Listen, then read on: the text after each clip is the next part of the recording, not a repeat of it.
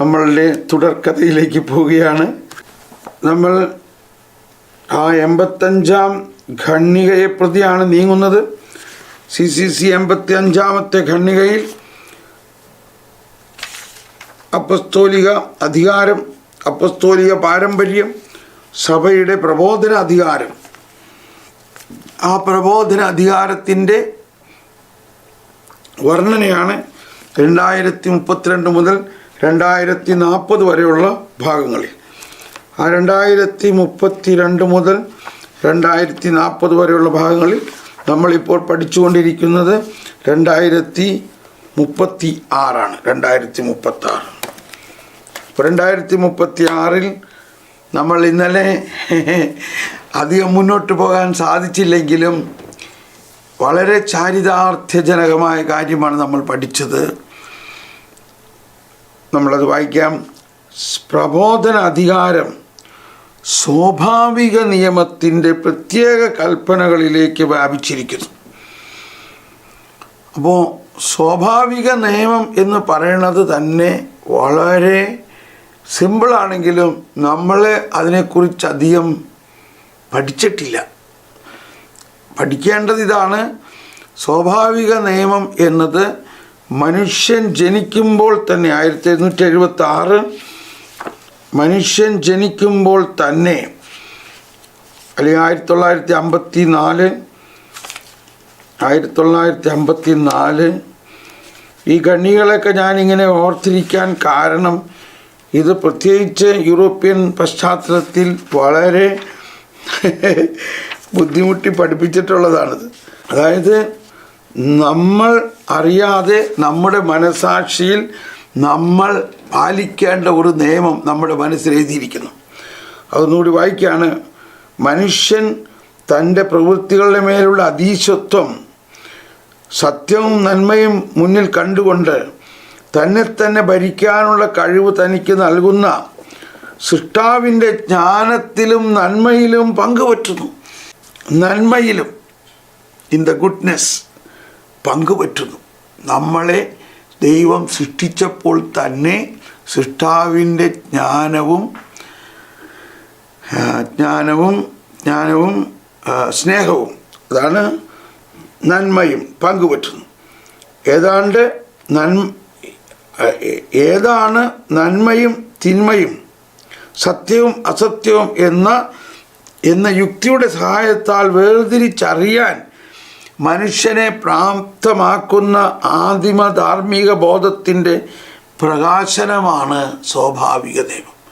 ഇത് സാധാരണഗതിയിൽ മനസ്സിലാക്കാൻ ബുദ്ധിമുട്ടുള്ളതാണ്. പക്ഷേ ഇന്നത്തെ കാലത്ത് അറ്റ്ലീസ്റ്റ് നമ്മുടെ ഈ ഗ്രൂപ്പിന് മനസ്സിലാക്കാൻ ഒരു ബുദ്ധിമുട്ടുണ്ടാവില്ല. അപ്പോൾ ആ സ്വാഭാവിക നിയമം, നാച്ചുറൽ ലോ, ഇംഗ്ലീഷിൽ പറയുകയാണെങ്കിൽ എളുപ്പം മനസ്സിലാവുന്നത്, നാച്ചുറൽ ലോ ഓരോ മനുഷ്യൻ്റെയും ആത്മാവിൽ എഴുതപ്പെടുകയും കൊത്തിവെക്കപ്പെടുകയും ചെയ്തിരിക്കുന്നു. Praise the Lord. എന്തെന്നാൽ നന്മ ചെയ്യാൻ കൽപ്പിക്കുകയും പാപം ചെയ്യുന്നത് വിലക്കുകയും ചെയ്യുന്ന മാനുഷിക യുക്തി തന്നെയാണത്. എന്നാൽ മാനുഷിക യുക്തിയുടെ ഈ അനുശാസനം കൂടുതൽ ഉന്നതമായ ഒരു യുക്തിയുടെ ശബ്ദവും വ്യാഖ്യാതവുമായിരുന്നില്ലെങ്കിൽ അതിന് നിയമത്തിൻ്റെ ശക്തി ഉണ്ടാകുമായിരുന്നില്ല. ഈ ഉന്നത യുക്തിക്കാകട്ടെ നമ്മുടെ ചൈതന്യവും നമ്മുടെ സ്വാതന്ത്ര്യവും വിധേയമായിരിക്കേണ്ടതാണ്. അതാണ്.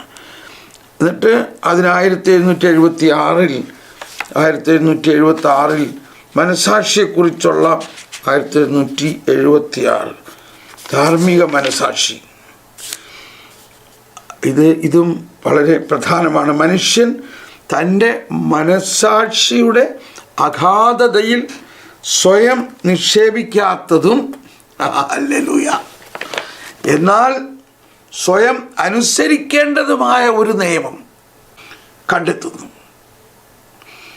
നന്മയെ സ്നേഹിക്കാനും പ്രാവർത്തികമാക്കാനും തിന്മയെ ഒഴിവാക്കാനും അവനെന്നും പ്രേരിപ്പിക്കുന്ന അതിൻ്റെ സ്വരം തക്ക സമയത്ത് അവൻ്റെ ഹൃദയത്തിൻ്റെ കാതുകളിൽ മുഴങ്ങുന്നു. ഹൃദയത്തിൻ്റെ കാതുകളിൽ കണ്ടോ, ഇതാണ് ആ ദൈവസ്വരം ശ്രവിക്കണമെന്ന് പറഞ്ഞ് നമ്മൾ എക്സർസൈസൊക്കെ നടത്തിയില്ലേ. അതിതാണ് ഹൃദയത്തിൻ്റെ കാതുകൾ. Praise the Lord. ആ ദൈവസ്വരം ശ്രവിക്കുന്നത് ഇങ്ങനെയാണ്, ഹൃദയത്തിൻ്റെ കാതുകളിൽ മുഴങ്ങുന്നു. എന്നാൽ മനുഷ്യ ഹൃദയത്തിൽ ദൈവത്താൽ ആലേഖനം ചെയ്യപ്പെട്ട ഒരു നിയമമുണ്ട്, മനസാക്ഷി. മനുഷ്യൻ്റെ ഏറ്റവും നിഗൂഢമായ ഉള്ളറയും വിശുദ്ധ സ്ഥലവുമാണ്. അവിടെ അവൻ തൻ്റെ അഗാധതയിൽ ആരുടെ സ്വരം പ്രതിധ്വനിക്കുന്നുവോ ആ ദൈവത്തോടുകൂടി ഒറ്റയ്ക്കായിരിക്കുന്നു. Praise the Lord. ഗൗദിയം എസ്പെക്ട് വത്തിക്കാൻ ഡോക്യുമെൻ്റ്. അപ്പം ഇത് നമ്മളെ സംബന്ധിച്ച് വളരെ പ്രധാനപ്പെട്ട ഒരു അറിവാണത്. അതായത് നമ്മൾ ജനിച്ചപ്പോൾ തന്നെ ദൈവത്തിൻ്റെ സത്വത്തനിമയുടെ ഭാഗമാണെന്നും ദൈവം തന്നെ നമ്മുടെ മനസാക്ഷിയിൽ നാം അറിയാതെ എന്നാൽ നാം അറിയേണ്ട, നാം അനുസരിക്കേണ്ട ഒരു നിയമം എഴുതിയിട്ടുണ്ട്. ഇതിപ്പോൾ ഞാൻ ഇച്ചിരി വിശദമായിട്ട് പറയാണ്. കാരണം നമ്മൾ കുഞ്ഞുങ്ങൾക്ക് ഫോർമേഷൻ കൊടുക്കുന്നു, കുഞ്ഞുങ്ങളെ വളർത്തുമ്പോൾ അവരെ നിസ്സാരരായിട്ട് കാണരുത്. അതുകൊണ്ടാണ് നമ്മൾ മാമോദീസ കഴിയുമ്പോൾ ആ കുഞ്ഞിനെ മാമോദീസ സ്വീകരിച്ച് കഴിയുമ്പോൾ അപ്പോൾ ഇതൊക്കെ എഴുതിയിട്ടുണ്ട്. അതേ സമയത്ത് ആ കുഞ്ഞിൽ ഉത്ഭവഭാവത്തിൻ്റെ ഒരു പ്രസരണവുമുണ്ട്. അപ്പോൾ മാമോദീസായിലൂടെ ആ ഉത്ഭവഭാവത്തിൻ്റെ പ്രസരണത്തെ മുറിച്ചു മാറ്റി ഈ കുഞ്ഞ് ദൈവത്താൽ നയിക്കപ്പെടുന്ന ആ ഈശോ തന്നെയായി. അതുകൊണ്ടാണ് മാമോദീസ സ്വീകരിച്ച ഉടനെ ആ കുഞ്ഞിനെ നമുക്ക് ആരാധിക്കാം. ആ കുഞ്ഞ് ശരിക്കും ഈശോ മിശിഹ തന്നെയാണ്. അതുകൊണ്ടാണ് ആ കുഞ്ഞിനെ ചില സമയത്ത് നമ്മൾ അൾത്താരയിൽ കിടത്തുന്നു. അങ്ങനെ നമ്മൾ ആ കുഞ്ഞിനെ വളരെയധികം, അതുകൊണ്ടാണ് ആ സമയത്ത് സീറോ മലബാർ ആരാധനാക്രമം അനുസരിച്ച് അല്ലെങ്കിൽ ഈസ്റ്റേൺ എല്ലാ പൗരസ്ത്യ ആരാധനാക്രമം അനുസരിച്ച് ആ സമയത്ത് ആ കുഞ്ഞിനെ മാമോദീസ കഴിഞ്ഞാൽ ഉടനെ തന്നെ സ്ഥൈര്യലേപനവും വിശുദ്ധ കുർബാനയും സ്വീകരിക്കാം. കാരണം ആ കുഞ്ഞ് ഏറ്റവും പരിശുദ്ധിയിലായിരിക്കുന്ന നിമിഷമാണ് ആ കുഞ്ഞ്. അതുകൊണ്ടാണ് ഈശോ പറഞ്ഞത്, കുഞ്ഞുങ്ങളെ എൻ്റെ അടുക്കൽ വരാൻ തടസ്സപ്പെടുത്തരുതെന്ന്. കുഞ്ഞുങ്ങളെ എൻ്റെ അടുക്കൽ വരാൻ നിങ്ങൾ തടസ്സപ്പെടുത്തരുത്. കുഞ്ഞുങ്ങളായിരിക്കുന്ന അവസരത്തിലാണ് അവർ എൻ്റെ അടുത്ത് വരാനും എന്നെ സ്വീകരിക്കാനും ഏറ്റവും യോഗ്യമായിട്ടുള്ള ഒരു അവസ്ഥ. അപ്പോൾ ഈ സ്വാഭാവിക നിയമത്തെക്കുറിച്ച് നമ്മൾ പറഞ്ഞപ്പോഴാണ്, കുറച്ച് റിപ്പീറ്റ് ചെയ്യുന്നതുകൊണ്ട് വിഷമിക്കരുത്, വളരെ പ്രധാനമായ ഒരു കാര്യമാണ്. അത് അടുത്ത പാരഗ്രാഫിൽ പറയുന്നുണ്ട്. അത് ഞാനൊന്ന് വായിക്കട്ടെ. സഭയ്ക്ക് ഭരമേൽപ്പിക്കപ്പെട്ട ദൈവത്തിൻ്റെ നിയമം ജീവൻ്റെയും സത്യത്തിൻ്റെയും മാർഗമായി വിശ്വാസികൾക്ക് കൈമാറപ്പെടുന്നു. അതുകൊണ്ട് വിധി തീർപ്പിനെ വിശുദ്ധീകരിക്കുകയും വ്രണിതമായ മനുഷ്യബുദ്ധിയെ കൃപാവരത്താൽ സുഖപ്പെടുത്തുകയും ചെയ്യുന്ന ദൈവികമായ രക്ഷാകര കൽപ്പനകൾ പഠിപ്പിക്കപ്പെടുവാൻ വിശ്വാസികൾക്ക് അവകാശമുണ്ട്. അപ്പോൾ ഈ മനസാക്ഷി വ്രണിതമായ ഈ മനസാക്ഷി ഉത്ഭവഭാവം മൂലം വ്രണിതമായിട്ടുള്ളതും അപ്പോൾ ആ മനസാക്ഷിയുടെ ഓട് ചേർന്നുള്ള മനുഷ്യൻ്റെ ബുദ്ധി, മനുഷ്യൻ്റെ റീസണിങ്, മനുഷ്യൻ്റെ യുക്തി. അപ്പോൾ ഈ മനുഷ്യൻ്റെ യുക്തിയും മനുഷ്യൻ്റെ മനസാക്ഷിയും തമ്മിൽ ഒരു പ്രവർത്തനമാണ്. അപ്പോൾ മനുഷ്യൻ്റെ യുക്തി ഈ മനസാക്ഷി അനുസരിച്ചാണ് അവൻ പ്രവർത്തിക്കുന്നത്. പക്ഷേ ഈ മനസാക്ഷി മലിനമാക്കപ്പെട്ട് കഴിഞ്ഞാൽ അവൻ്റെ യുക്തി ആ മലിനമാക്കപ്പെട്ട, അതാണ് നമ്മൾ പറഞ്ഞത് ഇന്നലെ, കണ്ടാമിനേറ്റഡ് അല്ലെങ്കിൽ എന്താണ്, കറപ്റ്റഡ് കോൺഷ്യൻസ്. ആ കറപ്റ്റഡ് കോൺഷ്യസ് അനുസരിച്ച് അവൻ പോകും. ഇപ്പോൾ ഞാനൊരു ഉദാഹരണം പറയാണ്. ഇന്ന് കുര്യൻ ജോസഫ് സാറില്ല ഇന്ന്. ഒരു ഉദാഹരണം ഇതാണ്.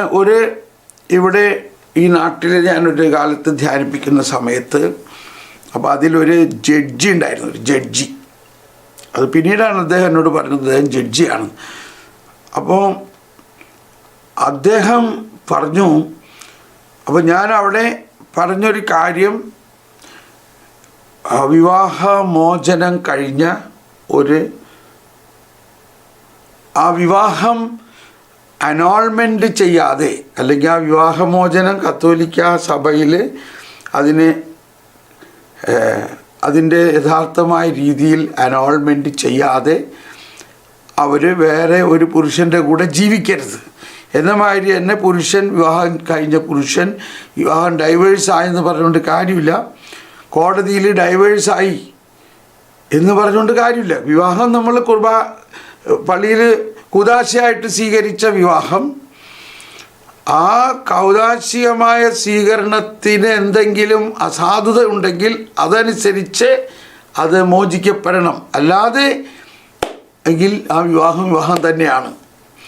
അപ്പോൾ ആ സ്ഥിതിക്ക് അവർ വേറൊരാളുടെ കൂടെ ജീവിക്കുമ്പോൾ അത് തെറ്റാണെന്നുള്ള രീതിയിൽ പറഞ്ഞപ്പോൾ ഒരാൾ പറഞ്ഞു, അദ്ദേഹം പ്രൈവറ്റായിട്ടാണ്, സാറേ എനിക്കൊന്ന് സംസാരിക്കാനുണ്ടെന്ന് പറഞ്ഞു. അങ്ങനെ അദ്ദേഹം പറഞ്ഞു, ഞാൻ ഇത്ര വർഷമായിട്ട് 18 വർഷമായിട്ട് ഒരു സ്ത്രീയുടെ കൂടെ ജീവിക്കുന്നു. അവളുടെ ഭർത്താവ് അവളെ ഉപേക്ഷിച്ചു, എൻ്റെ ഭാര്യ എന്നെ ഉപേക്ഷിച്ചു. അങ്ങനെ ഞങ്ങൾ രണ്ടുപേരും ഒരിക്കൽ കണ്ടുമുട്ടിയപ്പോൾ ഞങ്ങൾ അതൊരു നിമിത്തമാണെന്ന് മനസ്സിലാക്കി. ഞങ്ങൾ രണ്ടുപേരും ഉപേക്ഷിക്കപ്പെട്ടു. ഇനി ഞങ്ങൾ എന്ത് ചെയ്യണം ജീവിതകാലം മുഴുവനും? അതുകൊണ്ട് ഞങ്ങൾ ഒരുമിച്ച് ജീവിക്കുകയാണെന്ന് പറഞ്ഞു. ഞാൻ പറഞ്ഞു അത് ശരിയല്ല. അപ്പോൾ അദ്ദേഹം പറഞ്ഞു, ഞാൻ എൻ്റെ മനസാക്ഷി അനുസരിച്ച് ചെയ്തു, എൻ്റെ മനസാക്ഷി എന്നോട് പറയാണ്, അതുകൊണ്ട് കുഴപ്പമില്ല.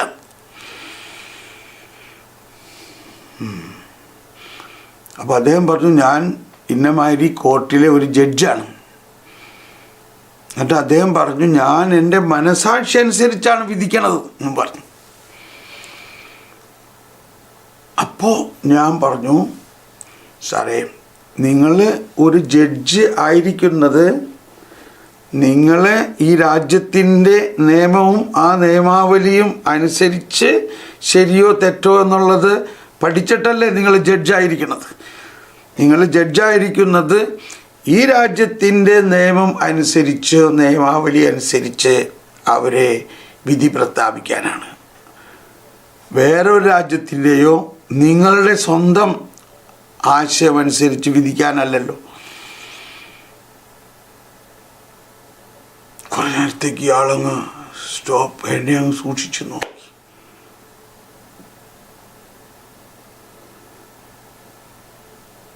അപ്പോൾ ഞാൻ ഇത്രയും കാലം ചെയ്തിരുന്നത് തെറ്റാണെന്നാണോ സാറ് പറയണേ?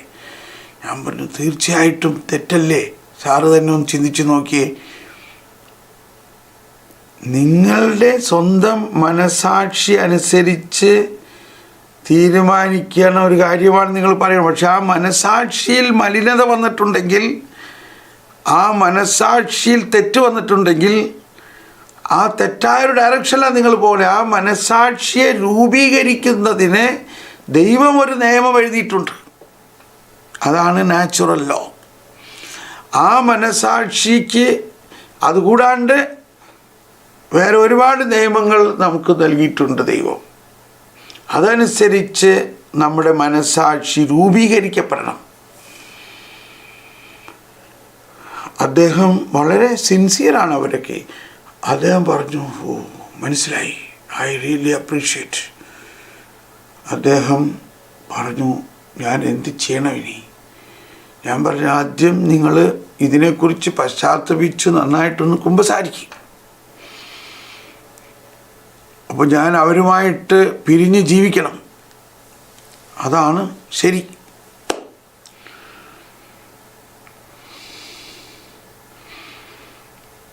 അത് കഴിഞ്ഞ് അദ്ദേഹം പറഞ്ഞു, എന്നാൽ ഞങ്ങൾ വേറൊരു ബന്ധമില്ലാണ്ട് അവരെ ഞാൻ എവിടെ പറഞ്ഞയക്കും? അവർക്ക് ആരുമില്ല. അതുകൊണ്ട് ഞങ്ങൾ വീട്ടിൽ വേറൊരു മുറിയിൽ അവർ താമസിച്ചോട്ടെ, ഞാൻ വേറൊരു മുറിയിൽ താമസിച്ച് ഞങ്ങളങ്ങനെ സഹോദരരായിട്ട് താമസിച്ചോട്ടെ. That is no problem. അപ്പോൾ അങ്ങനെ ഒരു സമാധാനം ഉണ്ടായി. അപ്പം ഞാനൊരു ഉദാഹരണം പറഞ്ഞതാണ്, മനസാക്ഷി അനുസരിച്ച് ചെയ്താൽ പോരാ. ആ മനസാക്ഷിയിൽ മലിനത ഉണ്ടോ എന്ന് എങ്ങനെ അറിയും നമുക്ക്? ഇത് വളരെ പ്രധാന ഒരു കാര്യമാണ്. മനസാക്ഷിയാണ് തെറ്റും ശരിയും എന്താണെന്ന് മനസ്സിലാക്കുന്ന നമ്മിലുള്ളൊരു സംവിധാനം. ആ മനസാക്ഷി മലിനമാക്കപ്പെട്ടാൽ തെറ്റും ശരിയും മനസ്സിലാക്കാൻ തന്നെ നമുക്ക് പറ്റില്ല. അതുകൊണ്ടാണ് ദൈവസ്വരം ശ്രവിക്കണം, പരിശുദ്ധാത്മാവ് വേണം. അപ്പം അതുകൊണ്ട് മറ്റൊരു സ്ഥലത്ത് ഒരു പ്രബോധനം പറയുന്നുണ്ട്, മനസാക്ഷിയുടെ പ്രകാശമാണ് പരിശുദ്ധാത്മാവ്. അതായത് അതിലെല്ലാം മനസ്സിലൊരു ചിത്രം ഇങ്ങനെയാണ്, ഒരു അടഞ്ഞു കിടക്കണ ഒരു മുറി, കുറേ ദിവസമായിട്ട് ഇങ്ങനെ അടഞ്ഞു കിടക്കുകയാണ് ആ മുറി. ആ മുറിയിലകത്തേക്ക് നമ്മൾ വരികയാണ്, ഇരുട്ടാണ് അവിടെ. നമ്മളപ്പോൾ എന്ത് ചെയ്യുന്നു? ഒരു ടോർച്ച് അടിക്കുന്നു. കണ്ടോ? ആ ടോർച്ച് അടിക്കുന്ന പ്രകാശം ഒന്ന് കാണും. ആ ടോർച്ചിൻ്റെ പ്രകാശ ഭീമത്തെ നമ്മൾ കാണും. അതാണ് പരിശുദ്ധാത്മാവ്. ആ ഇരുട്ടിൽ അടഞ്ഞു കിടക്കുന്ന, ഇരുണ്ടിരിക്കുന്ന അതിലേക്ക് ഈ ടോർച്ച് ലൈറ്റ് അടിക്കുമ്പോൾ അതിൻ്റെ ആ പ്രകാശം, എവറഡി ടോർച്ച് ടെക് എന്ന് പറഞ്ഞാൽ പ്രകാശം, ആ പ്രകാശഭീമം അല്ലെങ്കിൽ ആ പ്രകാശരശ്മികളിൽ നോക്കുമ്പോൾ എന്താ കാണുന്നത്? അവിടെ ഒരു ചലന്തി വല, അവിടെ കുറേ പൊടിപടലങ്ങൾ നമുക്ക് കാണാൻ സാധിക്കും. അങ്ങനെയുള്ള ഒരു ടോർച്ച്, ഒരു ലൈറ്റ്, ഒരു പ്രകാശത്തിനെ നമ്മുടെ മനസാക്ഷിയിലേക്ക് കടത്തി വിടുമ്പോൾ പരിശുദ്ധാത്മാവാണ് ഈ ടോർച്ച്, ഈ പ്രകാശം. ആ പരിശുദ്ധാത്മാവ് ആ പ്രകാശത്തിലൂടെ നമ്മുടെ മനസാക്ഷിയിലുള്ള ചലന്തി വലകളെയും പൊടിപടലങ്ങളെയും എല്ലാം നമുക്ക് കാണിച്ചു തരികയും, മിശിഹായുടെ ദിവ്യാത്മാവേ എന്നെ ശുദ്ധീകരിക്കണമേ, പ്രാർത്ഥിക്കാറുള്ളൊരു പ്രാർത്ഥനയാണ് അനിമ ക്രിസ്തി എന്ന് പറയും. മിശിഹായുടെ ദിവ്യാത്മാവേ എന്നെ ശുദ്ധീകരിക്കണമേ, മിശിഹായുടെ തിരുവിലാവിലെ വെള്ളമേ എന്നെ കഴുകണമേ, മിശിഹായുടെ തിരുരക്തമേ എന്നെ ലഹരി പിടിപ്പിക്കണമേ, മിശിഹായുടെ കെട്ടാനുഭവമേ.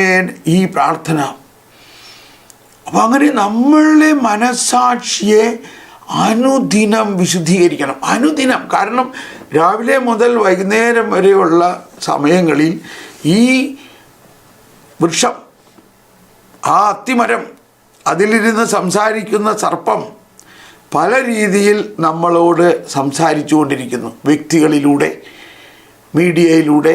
ഇപ്പോൾ പ്രത്യേകിച്ച് ഇന്നത്തെ കാലഘട്ടത്തിൽ ഒരുപാട് മീഡിയ ഇൻഫ്ലുവൻസിലായിരിക്കുന്ന സമയത്ത് നമ്മളോട് നമ്മുടെ മനസാക്ഷിയെ മലിനമാക്കിക്കൊണ്ടിരിക്കുന്നു. അങ്ങനെ നമ്മുടെ മനസാക്ഷിയിൽ ആലേഖനം ചെയ്യപ്പെട്ടിട്ടുള്ള ആ നാച്ചുറൽ ലോ അതിനെ വ്രണപ്പെടുത്തിയിട്ട് അതിൻ്റെ മുകളിൽ വേറെ ഒന്ന് എഴുതിയിരിക്കുന്നു. വേറെ ഒന്ന്. അത് എത്രത്തോളം ഭയാനകമാണെന്നുള്ള ഉദാഹരണം ഞാൻ ഈ പറയുന്നില്ല, നിങ്ങൾ ചിന്തിച്ചാൽ മതി. ഭയാനകമായ രീതിയിൽ. എന്നാൽ അതിനെ പ്യൂരിഫൈ ചെയ്യുക എന്നുള്ളതാണ് വിശുദ്ധീകരണത്തിൻ്റെ ഏറ്റവും പ്രധാനം. അതുകൊണ്ടാണ് ഈശോ, ദൈവം തന്നെയായ ഈശോ മനുഷ്യനായി അവതരിച്ച മാത്രമല്ല, ഒരു ദാസൻ്റെ രൂപത്തിൽ താഴെ ഇരുന്നു കൊണ്ട് തൻ്റെ പുറങ്കുപ്പായം അഴിച്ചു മാറ്റി ഒരു വെൺകച്ച ഉടുത്ത് അപ്പസ്തോലന്മാരുടെ കാൽക്കൽ ഇരുന്ന് അവരെ കഴുകാൻ തയ്യാറായിരിക്കുന്നു. അപ്പോൾ അത് കാല് കഴുകുക എന്നുള്ളതല്ല അതിൻ്റെ അർത്ഥമെന്ന് നമുക്കെല്ലാം അറിയാം.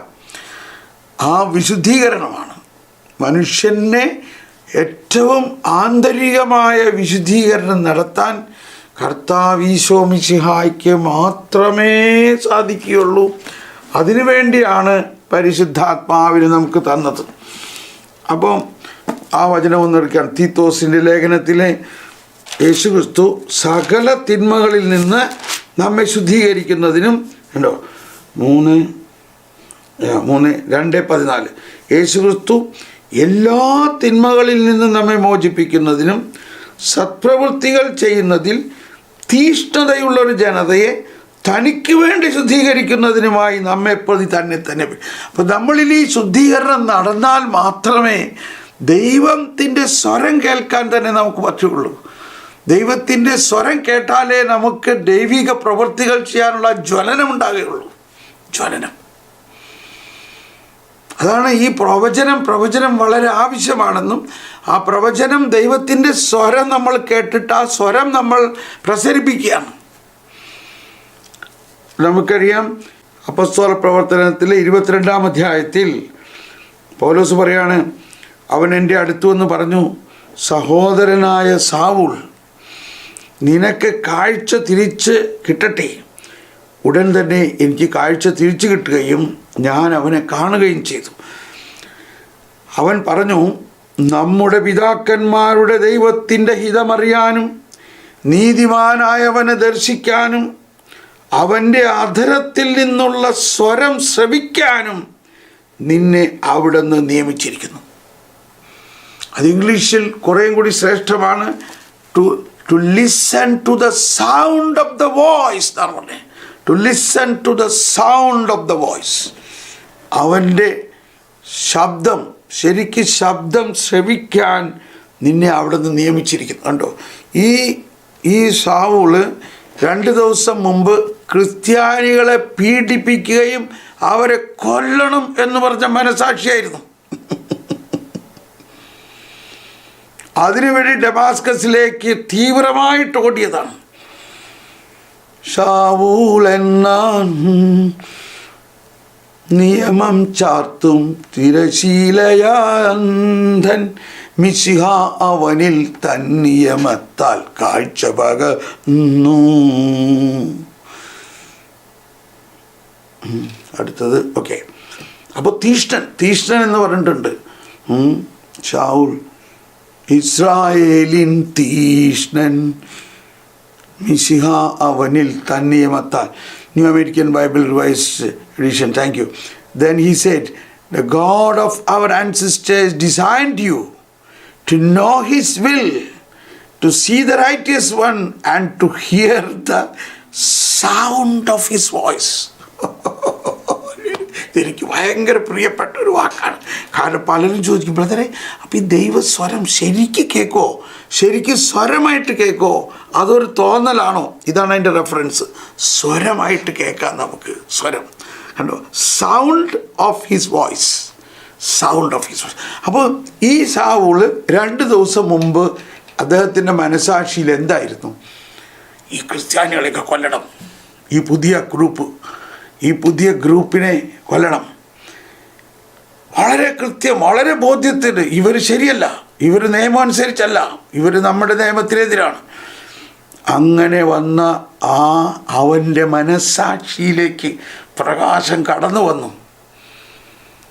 ആ മനസാക്ഷി മാറി, ദൈവസ്വരം കേൾക്കാൻ തുടങ്ങി. സാവൂള് അടുത്ത ദിവസം മുതൽ ഇതാ ഡമാസ്കസിൽ തന്നെയാണ്. എന്നിട്ട് അപ്പോസ്തല പ്രവർത്തനം 9:20 യേശു ദൈവപുത്രനാണെന്ന് അവൻ സിനഗോഗുകളിൽ പ്രഘോഷിക്കാൻ തുടങ്ങി. ഇതിൻ്റെ ഓരോ വാക്കും ശ്രദ്ധിക്കേ. യേശു അനുയായികളെ കൊല്ലാൻ വന്ന ആള് സിനഗോഗിൽ, കത്തോലിക്ക പള്ളിയിലല്ല, മനസ്സിലാക്കണം, സിനഗോഗിൽ, ഇതുപോലെ ഒരു സിനഗോഗിൽ വെച്ചാണ് യേശു ഞാൻ ദൈവപുത്രനാണെന്ന് പറഞ്ഞതുകൊണ്ട് യേശുവിനെ കൊല്ലാൻ അവർ വിധിച്ചത്. ആ മനസാക്ഷി നോക്കാം അവരുടെ. അപ്പോൾ യേശു ദൈവപുത്രനാണെന്ന് പൗലോസ് അവൻ സിനഗോഗുകളിൽ പ്രഘോഷിക്കാൻ തുടങ്ങി. എന്തുകൊണ്ടാണ്? ഇത് വെറും മാനുഷിക ശക്തി കൊണ്ടല്ല, മനസാക്ഷിയിൽ കർത്താവ് ഈശോമിശിഹാ അവനോട് സംസാരിക്കുകയാണ്. അതാണ് വചനപ്രഘോഷണം. നമ്മുടെ മനസ്സിൽ തോന്നിയ കാര്യവും കേൾവിക്കാർക്ക് ഇമ്പമുണ്ടാക്കുന്ന കാര്യമല്ല. ഇത് കേൾക്കുന്നവനെ കൊല്ലാൻ അവർ അതുകൊണ്ടാണ് കുറച്ച് കേട്ട് കഴിഞ്ഞപ്പോഴേക്കും അവരവനെ പിച്ച് ചീന്തി കുറേ ആൾക്കാർ അവനെ വലിച്ച് കീറി അവനെ കല്ലെറിയാൻ തുടങ്ങിയത്.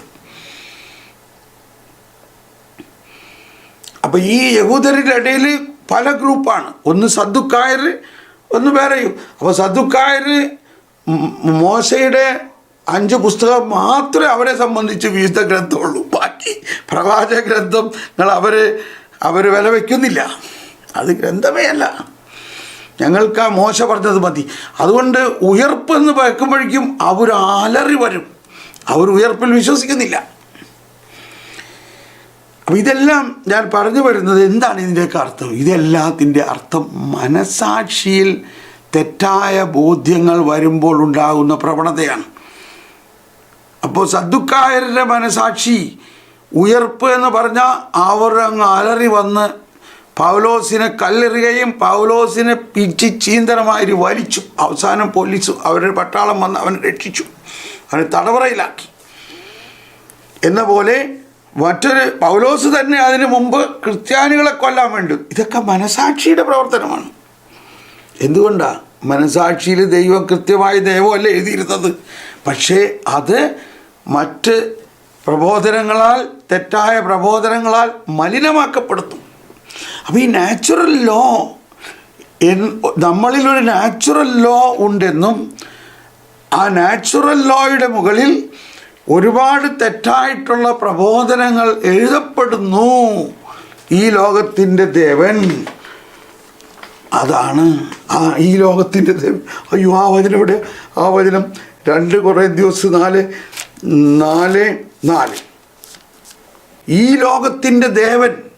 അപ്പോൾ അത് ഇംഗ്ലീഷിൽ പറയുമ്പോൾ the god of this world എന്ന് എഴുതുമ്പോൾ ശ്രദ്ധിക്കണം, അത് സ്മോൾ ജി ആണ് അവിടെ. പക്ഷെ ഇവിടെ എഴുതിയിരിക്കുന്നത് സ്മോൾ ജി ആണ്. അതാണ് ഈ ലോകത്തിൻ്റെ ദേവൻ, the god of this world. God G, small G. God of this world എന്ന് പറയുന്നത് ദൈവമല്ല, പിശാചും ഈ ലോകത്തിൻ്റെ കാഴ്ചപ്പാടാണ്. ഈ ലോകത്തിൻ്റെ കാഴ്ചപ്പാടാണത്. ഈ ലോകത്തിൻ്റെ ദേവൻ അവിശ്വാസികളായ അവരുടെ മനസ്സിനെ അഥവാ മനസാക്ഷിയെ അന്ധമാക്കിയിരിക്കുന്നു. തന്നിമിത്തം ദൈവത്തിൻ്റെ പ്രതിരൂപമായ ക്രിസ്തുവിൻ്റെ മഹത്വമേറിയ സുവിശേഷത്തിൻ്റെ പ്രകാശം അവർക്ക് ദൃശ്യമല്ല. New American Bible revise edition 2 Corinthians 4:4. In whose case, കണ്ടോ, ഇൻ ഹൂസ് കേസ്, എല്ലാവരും ഒന്ന് വായിച്ചേ. In whose case the god of this age. നിങ്ങളൊന്ന് നോക്ക്, നമ്മൾ എത്രത്തോളം കൂലങ്കഷമായിട്ട് പഠിക്കണം എന്നുള്ളതാണ്. കണ്ടോ, അവിടെ എഴുതിയേക്കണ ഈ ദൈവം എന്നുള്ളതിന്, ഗോഡ് എന്നുള്ളതിൻ്റെ വാക്ക് ശ്രദ്ധിച്ചേ. കണ്ടോ, in whose case the god of this age എന്ന് പറഞ്ഞാൽ പിശാചാണ്. The god of this age. അപ്പോൾ അവിടെ ജി ക്യാപിറ്റൽ അല്ല, സ്മോൾ ജി ആണ്. God of this age has blinded the minds of the unbelievers. അപ്പോൾ വിശ്വാസമില്ലാത്തവരുടെ മനസ്സിനെ അത് അന്ധമാക്കിയിരിക്കുന്നു. So that they may not see the light of the gospel of the glory of Christ, who is the image of. അപ്പോൾ ദൈവം തന്നെയായ, ദൈവത്തിൻ്റെ പ്രതിരൂപമായ ആ ക്രിസ്തുവിൻ്റെ സുവിശേഷം വന്നിട്ടും അത് മനസ്സിലാക്കാൻ പറ്റാത്ത രീതിയിൽ അവരുടെ മനസ്സിനെ അന്ധമാക്കിയിരിക്കുന്നു. ഇതാണ് ഇന്നത്തെ നമ്മുടെ യുവതലമുറകൾക്കുള്ള പ്രയാസം. കാരണം അവരുടെ മനസാക്ഷിയിൽ ഈ ലോകത്തിൻ്റെ ദൈവം ഒരുപാട് കാര്യങ്ങൾ അങ്ങനെ കയറ്റിയിരിക്കുകയാണ്. ഇത് വായിക്കും. നമ്മൾ മാതാപിതാക്കളായ നമ്മൾ അവരുമായിട്ട് എത്ര മിനിറ്റ് കോണ്ടാക്റ്റ് ഉണ്ട്. അവർ സ്കൂളിൽ നിന്ന് വന്ന് നേരെ പെട്ടി ഇറക്കി വെച്ചിട്ട് അവരവരുടെ മുറിയിൽ കയറി അവരവരുടെ കാര്യങ്ങൾ നോക്കുന്നു. നമുക്ക് അവരുമായിട്ടൊന്ന് സംസാരിക്കാം. നമ്മൾ കൂടിയ ഒരു ചായ ഉണ്ടാക്കി കൊടുക്കും. അവരോടൊന്ന് സംസാരിക്കാനോ അവരോട് ഇങ്ങനെയുള്ള കാര്യങ്ങൾ ഒരു ഡയലോഗ് ചെയ്യാൻ നമുക്ക് പറ്റുന്നില്ല. അതിന് നമ്മൾക്ക് തരണില്ല, അവർ സമയം തരണില്ല. I have lot of busy work എന്ന് പറഞ്ഞിട്ട് അവരവരുടെ ലോകത്തിൽ അവരുടെ കൂട്ടുകാർ, അവരുടെ ആൾക്കാരുമായിട്ടുള്ള ചർച്ചയിലും ഇതിലുമാണ്. എന്നിട്ട് അതിലൂടെ കടന്നു വരുന്നത് ഈ ലോകത്തിൻ്റെ ദേവൻ വരുന്ന ആശയങ്ങളാണ്. ഈ ലോകത്തിൻ്റെ ദേവൻ. അപ്പോൾ പ്രാർത്ഥിക്കാൻ സമയമായി. മോനെ വാടാ, കുരിശ് വരയ്ക്കടാ. No I don't want to pray. നീ എന്തി പറഞ്ഞേ പ്രാർത്ഥിക്കേണ്ടെന്നോ? It is my free will. I don't want to pray. എടാ മോനെ, ദൈവം നിന്നെ ദൈവമാണ് സൃഷ്ടിച്ചത്. Oh no no no, all those things I don't believe. കുറച്ചുകൂടി പറയുമ്പോൾ ലീവ് മീ അലോൺ പ്ലീസ് എന്നും പറഞ്ഞു വാതിലും അടച്ചവനോട് ഇരിപ്പായി. കഴിഞ്ഞില്ലേ? നമ്മൾ അപ്പയമ്മയെന്ന് പറഞ്ഞിട്ട് എന്താ കാര്യം പറയും അവിടെ. അപ്പം നമ്മൾ എന്ത് ചെയ്യണം? നമ്മൾ ഇപ്പോൾ ബുദ്ധിപരമായിട്ട് നീങ്ങണം. അവൻ്റെ മനസാക്ഷിയിലേക്ക് ടോർപ്പിഡോ കയറ്റണം. ടോർപ്പിഡോ എന്താണ്? ആ ടോർപ്പിഡോ ദൈവവചനം. എന്താണ് ദൈവവചനം? അതങ്ങ് പറഞ്ഞതുകൊണ്ട് അതിപ്പോൾ പറയാണ്. ഈ അവസ്ഥയിൽ നമ്മൾ എന്ത് ചെയ്യണം? ഈ അവസ്ഥയിൽ ചെയ്യേണ്ടത് നമ്മൾ വിശ്വസിക്കണം. എന്ത് വിശ്വസിക്കണം? ദൈവത്തിൻ്റെ വചനം ഇരുതലവാളിനേക്കാൾ മൂർച്ചയേറിയതും സന്ധിബന്ധങ്ങളിലും. എബ്രായർ 12:4 ദൈവത്തിൻ്റെ വചനത്തിൻ്റെ ശക്തി എന്താണെന്ന് മനസ്സിലാക്കണം. പ്രത്യേകിച്ച് യേശുവിൻ്റെ വചനത്തിൻ്റെ ശക്തി എന്താണെന്ന് മനസ്സിലാക്കണം. 4:12 ദൈവത്തിൻ്റെ വചനം സജീവവും ഊർജ്ജസ്വലവും. കണ്ടു, സജീവം, ലിവിങ്. സജീവം എന്ന് പറഞ്ഞ വാക്കിന് അർത്ഥം എന്താണ്? ലിവിങ്. ഊർജ്ജസ്വലവും ഇരുതലവാളിനേക്കാൾ മൂർച്ചയേറിയതും ഛേദനയിലും, 3 തലങ്ങളിലേക്ക്, ഛേദനയിലും ആത്മാവിലും സന്ധിബന്ധങ്ങളിലും തുളച്ചു കയറി ഹൃദയത്തിൻ്റെ വിചാരങ്ങളെയും നിയോഗങ്ങളെയും വിവേചിക്കുന്നതുമാണ്. ഇതാണ് വിദ്യ. ആ സമയത്ത് നമ്മൾ അങ്ങനെയുള്ള ആ മനസാക്ഷി, അപ്പം നമ്മൾ അവനെ മനസ്സിലാക്കേണ്ടത് സ്നേഹത്തിൽ അതൊക്കെ ഇവിടെ പറയുന്നുണ്ട്. ഇവിടെ ഈ 2037 അവസാനം പറയാണ്, സഭയുടെ നിയമാനുസൃതമുള്ള അധികാരം വ്യാഖ്യാനിക്കുന്ന അനുശാസനങ്ങളും കൽപ്പനകളും പാലിക്കാൻ അവർക്ക് കടമ ഉണ്ട്. പക്ഷേ ഈ കടമ ഒന്നും അവർ കേൾക്കുന്നില്ല. ശിക്ഷണപരമായാൽ പോലും, ശിക്ഷണം എന്ന് പറഞ്ഞാൽ ശിക്ഷയല്ല, ശിക്ഷണം എന്ന് പറഞ്ഞാൽ ശക്തമായ പഠിപ്പിക്കൽ, പ്രബോധനം, ഡിസിപ്ലിനറി ടീച്ചിങ്, ഒരു ഡിസിപ്ലിനിലേക്ക് അവരെ കൊണ്ടുവരാനുള്ള ടീച്ചിങ്. നമ്മളെപ്പോഴും ശിക്ഷണം എന്ന് കേൾക്കുമ്പോൾ ഉടനെ വടിയെടുക്കുകയാണ്. അല്ല, അവരുടെ ആത്മാവിലേക്ക്, അവരുടെ പ്രശ്നം മുഴുവനും അവരുടെ മനസ്സാക്ഷിയാണെന്ന് മനസ്സിലാക്കണം. അവരുടെ മനസ്സാക്ഷിയിലേക്ക് ഒരു ഇഞ്ചക്ഷൻ കൊടുക്കാൻ സാധിക്കണം. അതാണ് വിശ്വാസത്തിൻ്റെ ശക്തി, അതാണ് വചനത്തിൻ്റെ ശക്തി. ദൈവത്തിൻ്റെ വചനത്തിന് മാത്രമേ അതിന് ശക്തിയുള്ളൂ. ഞാനത് പല പ്രാവശ്യം പറഞ്ഞിട്ടുള്ളതാണ്. നമ്മുടെ സമയം കഴിഞ്ഞു. എന്നാലും പെട്ടെന്നൊന്ന് പറയാണ്, നമ്മളൊരു സയൻറ്റിഫിക് കാര്യം പറയാണ്, നമ്മൾ കുറേ തത്വങ്ങളൊക്കെ പറയാണ്. ആ തത്വത്തിനൊന്നും അവൻ്റെ മനസാക്ഷിയിൽ കയറാൻ ശക്തിയില്ല. ഇപ്പോൾ ഒരു തത്വം നമ്മൾ പറയാണ്, ഒരു എഞ്ചിനീയറിംഗ് തത്വമാണ്. Energy cannot be created nor destroyed. Law of conservation of energy, വലിയ തത്വമാണ്. Law of conservation of energy cannot be created not destroyed. പക്ഷേ ഇതിന് മനുഷ്യൻ്റെ ആത്മാവിലേക്കും ചേതനയിലേക്കും കയറാൻ, അവൻ്റെ മനസാക്ഷിയിൽ കയറാൻ ശക്തിയില്ല. അവന് മനസ്സിൽ കയറും, അവൻ്റെ സന്ധിബന്ധങ്ങളിൽ കയറാൻ ശക്തിയില്ല. എന്നാൽ അതേ സമയത്ത് ദൈവത്തിൻ്റെ വചനം പറയാണ്, ദൈവം ലോകത്തെ ഇത്രമാത്രം സ്നേഹിച്ചു, തൻ്റെ ഏകജാതനെ നൽകാൻ തക്കവിധം സ്നേഹിച്ചു, അവനിൽ വിശ്വസിക്കുന്നവരാരും തന്നെ നശിച്ചു പോകാതെ നിത്യരക്ഷ പ്രാപിക്കുന്നതിനായി ദൈവം അവരെ സ്നേഹിച്ചു. ദൈവം തൻ്റെ പുത്രനെ അയച്ചത് ലോകത്തെ ശിക്ഷയ്ക്ക് വിധിക്കാനല്ല, മറിച്ച് അവൻ മൂലം ലോകം രക്ഷ പ്രാപിക്കാനാണ്.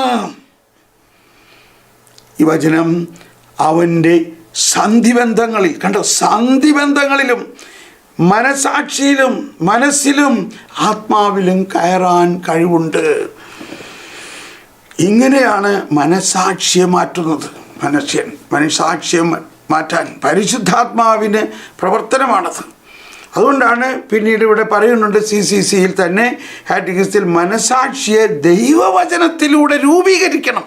Formation of conscience. Praise the Lord. ഈശോയെ, അപ്പോൾ ഇത് വളരെ വളരെ പ്രധാനപ്പെട്ടൊരു കാര്യമാണ്. അത് നിങ്ങൾ കുറച്ച് ദിവസം പ്രാക്ടീസ് ചെയ്യണം. നിങ്ങൾ മനസ്സിലാക്കണം, നമ്മളുടെ ഭാര്യയുടെ, ഭർത്താവിൻ്റെ, ഇപ്പോൾ ഒരാൾ എന്നോട് പറഞ്ഞു, നമ്മുടെ ഈ ഗ്രൂപ്പ് ഇത് കേൾക്കുന്ന ഒരാൾ പറയാണ്, എൻ്റെ ഭാര്യ എംബറർ എമ്മാനുവലിലാണ്. അങ്ങനെ ഞങ്ങളുടെ വീട്ടിൽ 2 തരത്തിലാണ്. ഞാൻ പ്രാർത്ഥിക്കുന്നു, അവളുടെ പ്രാർത്ഥന. എംബറർ ഇമ്മാനുവൽ എനിക്ക് എന്താണെന്ന് മുഴുവൻ അറിഞ്ഞുകൂടാ. അവർ വേറെ തത്വമാണ്. അവർ പറയണത് ഇതൊക്കെ പാഷാണ്ഡതയാണെന്ന് അവർ പറയുന്നത്. കത്തോലിക്ക സഭ മുഴുവനും അപ്പോൾ ഞങ്ങളങ്ങനെ 2 തരത്തിലാണ്. അവളെൻ്റെ മക്കളെ അവളുടേത് പഠിപ്പിക്കുന്നു, ഞാൻ അങ്ങനെ ഭയങ്കര ഒരു പ്രശ്നമാണ്. എന്ത് ചെയ്യും കർത്താവേ? അപ്പോൾ ഞാൻ അവനെ പറഞ്ഞു കൊടുത്തുകൊണ്ടിരിക്കുകയാണ് എങ്ങനെ ഇതിൽ നമ്മൾ പ്രവർത്തിക്കണം. മനസാക്ഷിയിലേക്ക് ദൈവത്തിൻ്റെ ജ്ഞാനത്തെ കടത്തിവിടാൻ നമ്മൾ അതിനു വേണ്ടി പ്രാർത്ഥിക്കണം. തെറ്റായിട്ടുള്ള പ്രബോധനങ്ങളും തെറ്റായിട്ടുള്ള ബോധ്യങ്ങളും മനസാക്ഷിയിൽ കയറണത് കൊണ്ടാണ് ഇത് സംഭവിക്കുന്നത്. അപ്പോൾ തുടക്കത്തിൽ തന്നെ നമ്മൾ സഭാപ്രബോധനങ്ങളും സഭയോട് സ്നേഹിക്കാതെ നിൽക്കുമ്പോൾ ഉണ്ടാകുന്ന പ്രവണതയാണിതെല്ലാം. ഓക്കെ, അപ്പോൾ നമ്മൾ നമ്മുടെ ജീവിത പങ്കാളിയാകാം, നമ്മുടെ മക്കളാകാം, നമ്മുടെ സഹോദരങ്ങളാകാം, വളരെ വളരെ അകന്നിരിക്കുന്ന തെറ്റായ പ്രബോധനങ്ങളിൽ കുടുങ്ങി ഈ ലോകത്തിൻ്റെ ദേവൻ അവരുടെ മനസാക്ഷിയെ അന്ധമാക്കിയിരിക്കുന്നു. അവിടെ എന്ത് ചെയ്യണം? പരിശുദ്ധാത്മാവും വചനവും വളരെ സ്നേഹത്തോടെ, കർത്താവേ നീ അവരുടെ ഉള്ളിലുണ്ടല്ലോ, ഈ വചനം ഞാൻ അവരുടെ അകത്തേക്ക് അയക്കുന്നു, ഇതവൻ്റെ മനസാക്ഷിയിലേക്ക് അയക്കുന്നു. പരിശുദ്ധാത്മാവേ അവൻ്റെ മനസാക്ഷിയുടെ അകത്ത് കയറി അതിനെ ചിരണ്ടണം, അതിനെ വിശദീകരിക്കണം. ഹല്ലേലൂയ. അതാണ്. അങ്ങനെ നിങ്ങളൊന്ന് പ്രാർത്ഥിക്കുക. അപ്പോൾ കാണും കുറച്ച് ദിവസം കഴിയുമ്പോൾ, ഞാനൊന്ന് നിൻ്റെ കൂടെ ഇരുന്ന് പ്രാർത്ഥിച്ചോട്ടെ മമ്മി, ഇന്ന് ഞാനും പ്രാർത്ഥിക്കാൻ വരുന്നുണ്ട് മമ്മി, എനിക്ക് തോന്നുന്നു മമ്മി ചെയ്യണമാതിരിയൊക്കെ എനിക്കും ഇതൊക്കെ സംഭവിച്ചിട്ടുള്ളതാണ് സ്നേഹമുള്ളവരെ. ഓക്കെ, അപ്പോൾ നമ്മൾ വളരെ വളരെ പ്രമാദമായൊരു കാര്യമാണ് ഈ പറയണതെന്ന് മനസ്സിലാക്കണം. അതുകൊണ്ട് ഇത്രയും സമയം എടുത്തതിൽ എനിക്ക് യാതൊരു പ്രയാസമില്ല. നിങ്ങളും ഇത് കേൾക്കണം, ഇതിൽ 1-2 പ്രാവശ്യം കേൾക്കണം. എന്നിട്ട് ഇതനുസരിച്ച് നമ്മൾ ചുമ്മാ അങ്ങനെ കാട് കയറി പ്രാർത്ഥിച്ചിട്ട് കാര്യമില്ല, മരം മുഴുവനും കുലിക്കിയത് കൊണ്ട് കാര്യമില്ല. നമ്മൾ ഓരോ മാങ്ങയെയും തോട്ടിക്കൊണ്ട് തോണ്ടിയെടുക്കണം. മനുഷ്യൻ്റെ മനസാക്ഷിയിൽ കടന്നുകൂടിയിരിക്കുന്ന എവരി പ്ലാന്റ്, പ്ലാന്റ്സേ, അതാണ് എൻ്റെ പിതാവിനാൽ നടാത്ത ചെടികൾ എന്നാണ് പറഞ്ഞേക്കുന്നത്.